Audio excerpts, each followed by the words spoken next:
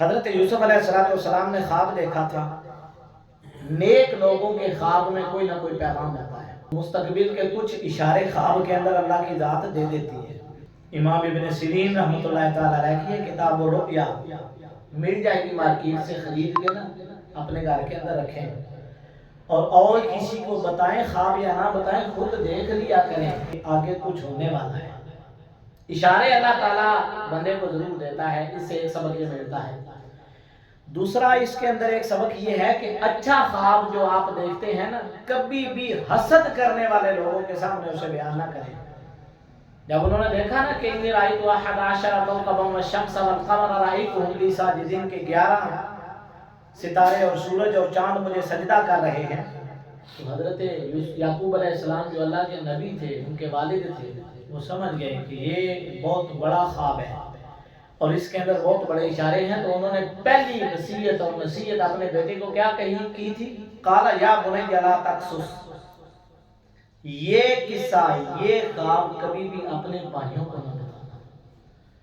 بھائی بھی رقیب ہوتے ہیں، سوتیلے تھے نا، تو سوتیلے بھائیوں کے اندر رقابت بھی ہوتی ہے. حسد انسان کو انتقام کے انتہائی قدم پر لے جاتا ہے اور اتنے بڑے غلط کام کروا دیتا ہے کہ جس کی توقع ہی نہیں کی جا سکتی. ان کو قتل کرنے پر آمادہ ہوتے ہیں. لہذا حسد سے بچیں اور اپنے آپ کو بچائیں بھی. حاسدین کے شر سے جب دعا مانگتے ہیں نا تو کہا کہ مالک حاسدین کے حسد سے بھی ہمیں پناہ عطا فرما. اور ایک سبق اس کے اندر یہ ہے چھوٹا سا، وَتَكُونُوا مِن بَعْدِهِ قَوْمًا صَالِحِينَ. وہ بھائیوں کی جب آپس میں میٹنگ ہوئی نا کہ اس طرح کرتے ہیں کہ اقتلوا یوسف او اطرحوه ارضا یخل لکم وجہ ابیکم، یا تو یوسف کو قتل کر دیتے ہیں یا کسی اندھے کنویں میں پھینک دیتے ہیں، اس کے بعد ہم نیک ہو جائیں گے. اس جملے پر غور کریں، وَتَكُونُوا مِن بَعْدِهِ صَالِحِينَ، اس کے بعد ہم نیک ہو جائیں گے. ہمارا بھی کیا انداز ہے، یہ گناہ کر لیتے ہیں نا پھر توبہ کر لیں. جس گھر کا انسان نے زندگی میں ایک بار بھی نمک کھایا ہے نا، نمک حلالی کرنی اور پہلے دے. جب زلیخا نے گناہ کی طرف مائل کیا، آپ کمرے کے اندر تھے، کوئی بدنامی کا خطرہ نہیں تھا، اس وقت آپ نے کہا قال معاذ اللہ، میں اللہ کی پناہ میں آتا ہوں. اور اگلا جملہ ہے انہ ربی احسن مثواي، جس انسان نے اپنے گھر کے اندر مجھے یہ مقام عطا کیا ہے اور رہنے کی جگہ عطا کی ہے اور میرے سارے انتظامات کر رہا ہے، میں اسی کے گھر کے اندر یہ جرم نہیں کر سکتا. لہٰذا جہاں آپ رہتے ہیں وہاں نمک حلالی کریں، نمک حرامی کبھی نہ کریں. جس گھر کے اندر آپ نے نمک کھایا ہے نا، اس گھر کے سامنے آپ کی نگاہیں جھکی رہنی چاہیے. عزتوں کا بھی پہرا دیں، آپ اس گھر کے فرد بن گئے، یہ بھی بہت بڑا سبق ہے. اور ایک سبق یہ ہے، کتنے ہی آپ زندگی میں پھنس گئے ہیں، قدم اٹھانا آپ کا کام ہے. آپ گھبرا کے ادھر ہی بیٹھ نہ جائیں، کوئی بات نہیں، قدم اٹھائیں. بھلے آپ کو پتا ہو کہ اس قدم اٹھانے سے کچھ نہیں ہوگا، لیکن قدم اٹھائیں. حضرت یوسف علیہ السلام جب پھنس گئے نا تو اس نے کہا کہ یہاں سے اب آپ نکلنے والے نہیں ہیں، آپ کو میری خواہش پوری کرنی پڑے گی. تو حضرت یوسف علیہ السلام دوڑے دروازے کی طرف. انہیں پتا تھا دروازوں پر تالے لگے ہوئے ہیں، لیکن اللہ رب العزت کی طرف سے یہ تھا کہ یوسف قدم اٹھانا آپ کا کام ہے، ان دروازوں کو کھولنا یہ ہمارا کام ہے. بس قدم اٹھایا انہوں نے. جب آپ قدم اٹھائیں گے تو اللہ کی مدد شامل حال ہوگی. وہ دروازے کھلتے چلے گئے اور حضرت یوسف علیہ السلام دوڑ کے باہر چلے گئے. حکمت، آپ کو پتا چل گیا کہ آپ کے سامنے جو بندہ ہے وہی آپ کا مجرم ہے، اس کے باوجود اپنے دل پہ پتھر رکھ کے صبر کر جائیں حکمتاً، یہ بھی اسی صورت کا سبق ہے. اور اگر کبھی وہ مجبور ہو کہ آپ کے سامنے آ گیا ہے نا، ہوتا ہے نا زندگی میں ایسے معاملات آتے ہیں نا کہ جس نے آپ کے ساتھ بڑے بڑے ظلم کیے ہوں اور زندگی میں ایک موقع ایسا آ جائے کہ وہ مجبور ہو کر آپ کے سامنے آ جائے دروازے پر، تو اس صورت کے اندر سبق دیا ہے کہ گناہوں کی پرانی کتاب نہیں کھولنی، معاف کر دیں، کوئی بات نہیں. وہ دروازے پر آ گیا ہے اور اس کے ذہن میں ہے کہ شاید یہ بھول چکا ہے، اگر اس کے ذہن میں ہے کہ یہ بھول چکا ہے تو آپ بھی بھولے بنے رہیں، آپ کو یاد کروانے کی ضرورت نہیں ہے۔ حضرت یوسف علیہ السلام کے بھائی جب راشن لینے کے لیے مصر کے اندر پہنچے تو حضرت یوسف علیہ السلام نے پہلی نظر میں ان کو پہچان لیا تھا، فعرفہ، آپ نے ان کو پہچان لیا، لیکن آپ نے جتلایا نہیں، آپ نے ان کو راشن عطا کیا ہے۔ یہ اس کا بہت بڑا سبق ہے۔ ہمارے مزاج تھوڑے سے مختلف ہیں اس میں۔ اگر خدا نہ خواستہ زندگی میں کسی سے کوئی جرم ہو جاتا ہے نا تو ساری زندگی کے لیے ہم آنکھوں کے سامنے رکھتے ہیں، جب بھی وہ سامنے آتا ہے ہم وہ سامنے لے کے آ جاتے ہیں۔ صورت کا سبق یہ ہے کہ اس کو بھول جائے، کوئی بات نہیں، اور حکمتاً جان بوجھ کر بھی کبھی آپ کو خاموش رہنا پڑتا ہے۔ پھر اس کا ایک بہت بڑا سبق ہے کہ جب وہ 10 کے 10 بھائی جانے لگے راشن لینے کے لیے دوسری مرتبہ، تو ایک عجیب نصیحت کی ان کے والد نے، لا تدخلوا من ابواب واحد وادخلوا من ابواب متفرقہ، سارے بھائی ایک دروازے سے داخل نہ ہونا، الگ الگ دروازوں سے داخل ہونا۔ اس پر میں نے بہت سوچا کہ اس کے پیچھے کیا حکمت ہو سکتی ہے۔ بہت ساری حکمتیں ہو سکتی ہیں، جو سمجھ آ سکی وہ یہ ہے کہ انسان کو نظر بھی کھا جاتی ہے۔ یعقوب علیہ السلام کو پتا تھا یہ سارے کے سارے بھائی ایک جیسے جوان، ایک جیسے صحت مند جب جائیں گے نا اکٹھے تو کوئی کہے گا سارے بھائی، یہ سارے بھائی ہیں، لا تدخلوا من باب واحد، ایک دروازے سے بھی داخل ہونا، الگ الگ۔ اور ایک حکمت اس کے اندر یہ ہو سکتی ہے کہ خدا نہ خواستہ اگر کوئی حادثہ پیش آئے تو یہ نہ ہو کوئی حملہ کرے تو ایک ہی مرتبہ سارے کے سارے بیچارے ضائع ہو جائیں، بلکہ آپ الگ الگ دروازوں سے داخل ہوں۔ لیکن اس کے بعد انہوں نے ایک بات اور بھی کہی ہے، اگر اللہ نے کوئی تقدیر لکھ دی ہے تو میں ڈال نہیں سکتا، بس یہ میری ایک وصیت ہے اور انہوں نے اس پر عمل کیا۔ تو اگر آپ کبھی کہیں تیار ہو کے جائیں اور اللہ تعالیٰ نے آپ کو بہت سارے بیٹے عطا کیے ہیں تو سارے تیار ہو کے کٹھے نہ جایا کریں، حکمت کا تقاضا یہ ہے کہ الگ الگ جائیں۔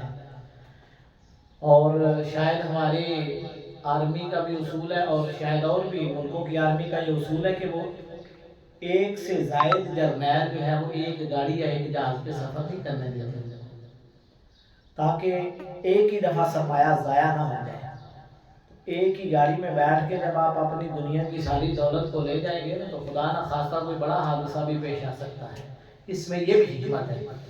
اور ایک اس کے اندر بات یہ ہے کہ اگر آپ کے دل میں کسی کے لیے نفرت ہے نا، کبھی کبھی انسان سوچتا ہے کہ یہ بندہ جو عمر سیدھا ہوگا نا، بوڑھا ہوگا تو پھر عقل آ جائے گی اس کو، لیکن آپ دیکھیں کہ وہ بوڑھے بھی ہو گئے تھے تو جب حضرت یوسف علیہ السلام نے وہ پیالہ برآمد کیا نا ان سے، بنیامین کے سامان میں خود رکھوایا اور جب برآمد کروایا تو ان کا جملہ کیا تھا، قالوا یسرق فقد سرق اخ له من قبل، اگر یہ چور ہے تو اس کا ایک بھائی اور بھی تھا وہ بھی چور تھا۔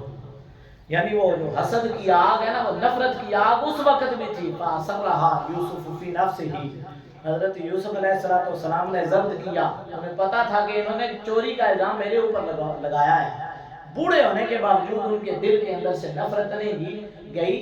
کبھی کبھی انسان کی سوچ کے برعکس بھی ہوتا ہے کہ شاید یہ بندہ سدھر گیا ہو، کئی دفعہ بندے بوڑھے ہو کر بھی نہیں سدھرتے، تو سدھرنا چاہیے۔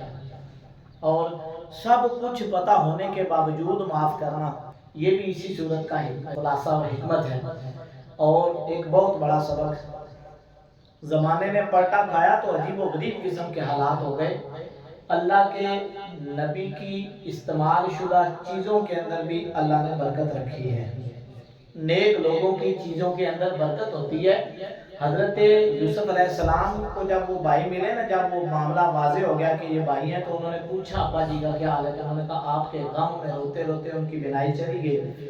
تو آپ نے کیا کیا، آپ نے اپنی قمیض تحفے میں دی، آپ نے کہا کہ یہ قمیض لے جائیں، ان کی آنکھوں پر قمیض لگائیں گے اللہ بینائی عطا فرمائے گا۔ اس میں کون سے آئی ڈراپس تھے، کون سے آئی ہاسپٹل سے ان کا آپریشن کروایا تھا، اور قرآن کہتا ہے کہ جو ہی انہوں نے لگائی یاتی بصیرات، وہ دوبارہ صاحب نظر ہو گئے۔ تو تبرکات کے اندر اللہ تعالیٰ نے برکت رکھی ہے۔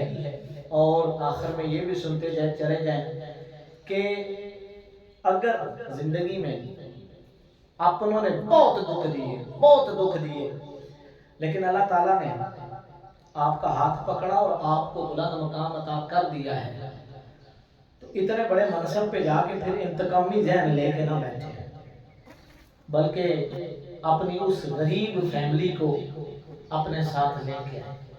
حضرت یوسف علیہ السلام کے بھائیوں نے قتل کرنے کا منصوبہ نہیں بنایا، بلکہ اپنی طرف سے وہ کر گزرے۔ اس کے باوجود جب وہ وہاں پہنچے تو حضرت یوسف علیہ السلام نے کہا کہ یہ شیطان نے ہم بھائیوں کے درمیان نفرت ڈالی تھی۔ آپ نے انہیں کیا کہا؟ آپ نے یہ نہیں کہا تُساں اتھے ہی رہو کنعان میں، اتھے ہی سڑو مرو جتھے راشن دی قلت ہے، بلکہ آپ نے فرمایا کہ آپ جائیں اپنی ساری فیملیوں کو ساتھ لائیں اور والد صاحب کو بھی ساتھ لائیں۔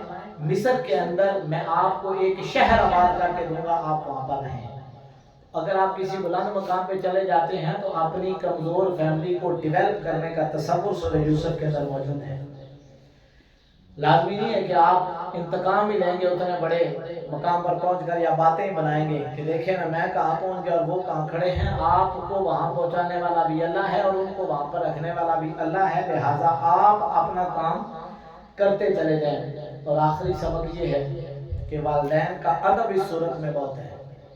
جب حضرت یعقوب علیہ السلام چلے نا کنعان سے، تو حضرت یوسف علیہ السلام نے وزارت خزانہ کی کرسی پہ بیٹھ کے ان کا استقبال نہیں کیا، بلکہ آپ پوری تیاری کے ساتھ الاؤ لشکر اور پورے پروٹوکول کے ساتھ بارڈر پہ آ گئے اور ایک بہت بلند جگہ پر ان کے لیے ایک بیٹھنے کی مسند تیار کروائی۔ وَرَفَعَ أَبَوَيْهِ، اور صرف باپ کے لیے نہیں، ماں کے لیے بھی تیار کروائی۔ اور حضرت یعقوب علیہ السلام جب وہاں پہنچے تو انہوں نے خود استقبال کیا اور انہیں اپنے ساتھ بلند مقام پر بٹھایا، اور وہاں پہنچ کر سب بھائیوں نے، اس وقت سجدہ تعظیمی حرام نہیں تھا، تمام بھائیوں نے، وہ جو 11 بھائی تھے انہوں نے بھی سجدہ کیا حضرت یوسف علیہ السلام کو، ماں نے بھی سجدہ کیا، باپ نے بھی سجدہ کیا۔ جو خواب آپ نے دیکھا تھا کہ میں نے دیکھا ہے 11 ستارے اور سورج اور چاند، وہ ستارے ان کے بھائی تھے، وہ سورج ان کا باپ اور وہ چاند ان کی ماں تھی۔ اور اس وقت حضرت یعقوب علیہ السلام نے کہا کہ یہ ہے اس خواب کی تعبیر۔ اپنے والدین کی قدر کیا کریں۔ آپ بھلے ڈی سی لاگے ہوں، آپ بھلے بہت بڑے افسر لاگے ہوں، لیکن اگر باپ آپ کا بھینسوں کا چارہ ڈالنے والا ہے نا، تو کبھی بھی اپنے دوستوں کو یہ نہ کہے ایسا ملازم رکھے آپ، بھلے وہ ملک کے وزیر اعظم ہی کیوں نہ ہو جائیں، آپ باپ کے بیٹے ہیں، آپ کے ذمے اس کا ادب اور احترام ہے۔ اور آخری لائن میں یہ بھی سنتے چلے جائیں، ایک سبق یہ ہے کہ سگے حسد کر سکتے ہیں، اپنے لوگ بھی ہلاکت میں ڈال سکتے ہیں، کبھی کبھی بغیر جرم کے بھی آپ کو سزا مل سکتی ہے، اور کبھی کبھی نیک لوگوں پر بھی تہمت لگائی جا سکتی ہے، اور کبھی کبھی قریب ترین کا رشتہ آپ سے جدا بھی ہو سکتا ہے، اور کبھی کبھی بچھڑا ہوا بھی مل سکتا ہے۔ آپ امید نہ توڑیں، آخری عمر تک آپ امید باقی رکھیں، اور دعائیں قبول ہوتی ہیں، جلدی ہو یا دیر سے ہو، مانگتے ضرور رہا کریں۔ اللہ رب العزت سمجھ کی توفیق عطا فرمائے۔